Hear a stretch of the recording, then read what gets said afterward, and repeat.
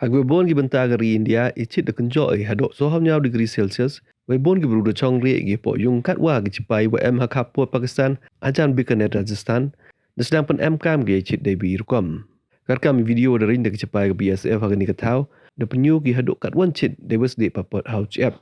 Uni chipai de sai we wi papar wa de tomo o chyiap we hadin kat tu kat ni por don hi de sai o we di i de trun ba o we di yelo tung khain o kam u dep sdieh dep thang. Hak jela kam Rajasthan, Haryana, Delhi wa Uttar Pradesh.